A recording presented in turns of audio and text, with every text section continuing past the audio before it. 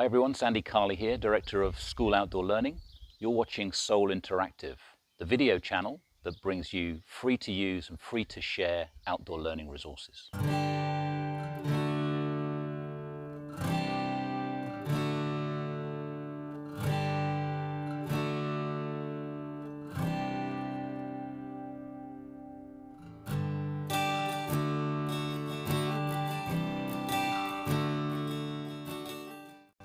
So building up a big resource of ropes and strings and twine, assembling them all in a box like this represents a fantastic versatile resource. It's simple, cheap, easy to get hold of, and there's so much richness around the learning and teaching that can happen, both from a character point of view and also from a curriculum themes point of view as well. You don't have to be bright and shiny. Often the simplest way is just to send a note out to parents, and you might find that all sorts of parents in the wider school community have access to all sorts of different ropes of shapes and different shapes and sizes. So collect them all up, have them in a big box, and what we're going to share with you today is loads and loads of ways in which you can use these creatively and intelligently. So under the theme of ropes and strings and things, today's film is about using those resources for teaching for character.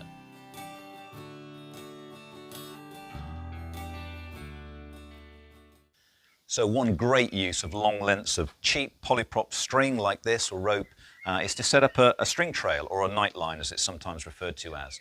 In your school grounds, even in your home environments, you can do this very easily. Really, really versatile. They can be great for early years right through to teenage years. Normally, you'd build in the challenge so that the team had to stay together, so they had to stay in contact with one another, one hand on the rope, one hand on the shoulder of the person in front of them. But obviously with social distancing measures currently, you may want to keep them separate and apart. But that still means that they've got to keep talking to each other, share information about obstacles, where they're going, what they're encountering, etc. And then added into the challenge, there's all sorts of ways that you can build additional elements. One classic way is for them to encounter clues that they have to take off. They might be written clues to a puzzle, they could be maths problems, all sorts of things. So one team member collects one each, and then they have to work out what the puzzle is, the solution to the puzzle when they get to the other end.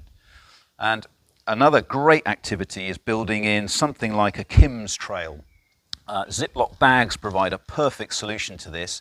You can simply drop objects into them. They've got to open the bag, feel inside, discover what it is, and then leave it there for other team members to also check as well. And then with maybe 10 or a dozen different objects along the line, then they've got to memorize those and then recount them when they get to the other end. And of course, the whole challenge is how you're going to set up your course and whether they're going to go under, over things, drops down, etc. And obviously, as the facilitator in charge, you're just going to have to spot them and make sure that they're safe while they're doing some of these maneuvers.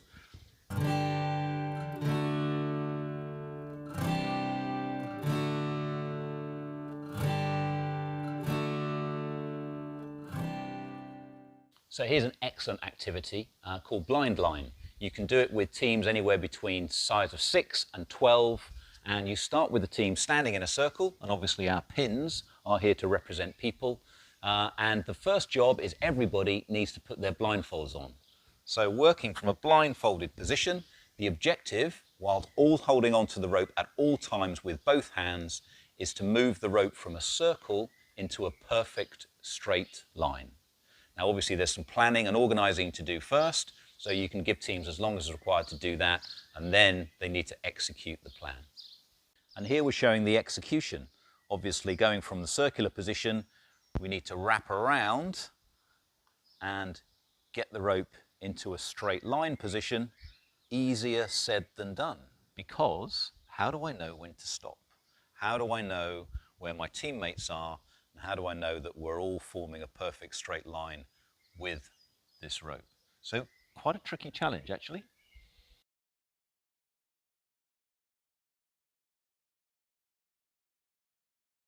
So the next exercise is called Blind Square. Here we raise the challenge level quite a bit. It's quite a tricky exercise. So instead of having a circular start, we start with all team members standing in a straight line.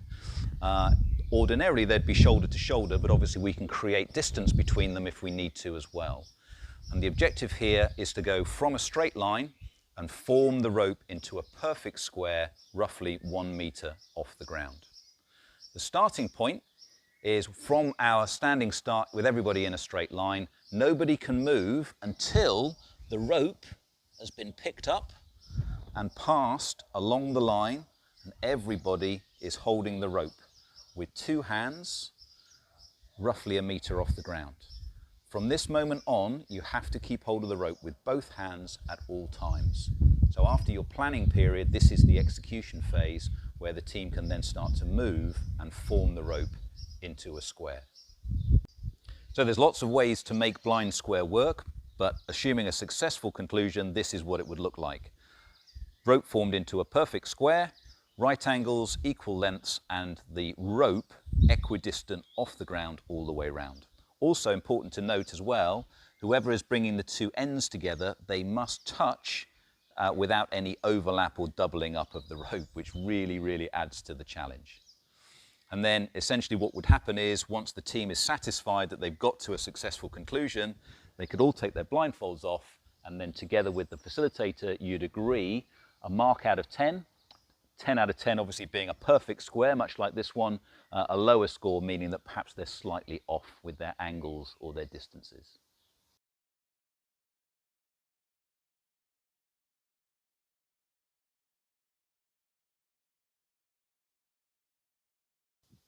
Rope shapes will help to develop not only team skills but also leadership skills in your young people. The team of anywhere between 8 and 12 people, can be more, starts by standing in a circle, everybody holding the rope with 2 hands at around about waist height.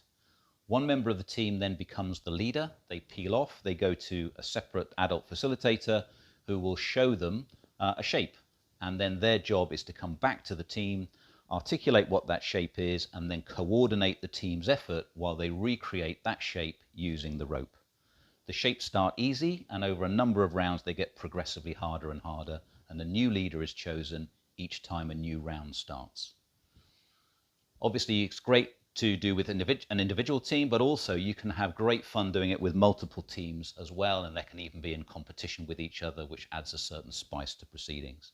Obviously, if you've got younger years or less able children, instead of holding the rope aloft at waist height, they can just put the rope on the floor and they can do their marking out with the rope at ground level, which makes life quite a bit easier.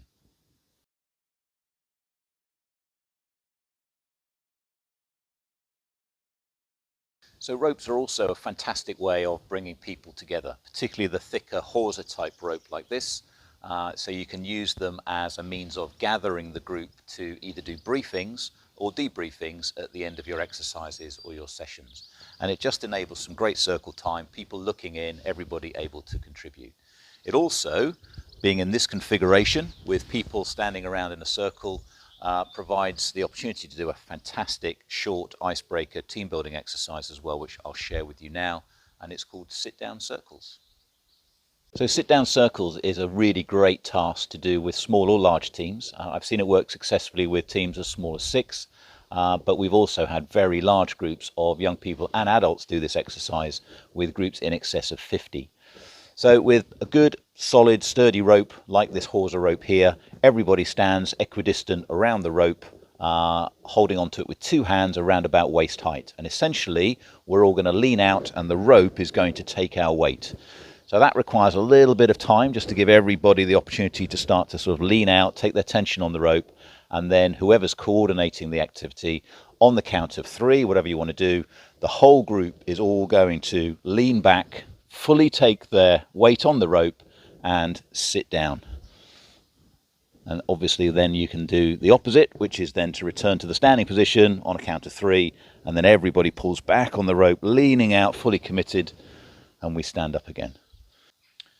So as with all of the films that we've produced, we're also providing for you the written information instructions to go with it. So in nearly all cases, that includes the facilitator notes guide, which looks something like this, and then there's also a separate team brief that you can give to your individual participant teams as well. And when it comes to the rope shapes exercise that we've shared with you today, we're also going to provide you with a PDF with all of the different rope shapes on it as well. So that's just ready to print off and get going with. So as usual, just click on the link underneath the video and then you'll be able to access all of these written materials and use them. So we've shared with you a number of great exercises relating to ropes and strings and things. I hope they're useful. You'll have many of your own as well. The key bit is to manage the resource, get the resources, lots and lots of ropes of different shapes and sizes and colours into your stock, into the school, and then all sorts of creativity will come alive. In the next film, we're going to share with you ways of using ropes and strings and things for curriculum-based teaching and learning, and I hope that film will be really useful as well. So please look out for the other films on the channel. Please subscribe, like the films. It's always really helpful when you can do that. We've got our Facebook group going, which is Soul Interactive, so please join that too, and we'll look forward to seeing you next time.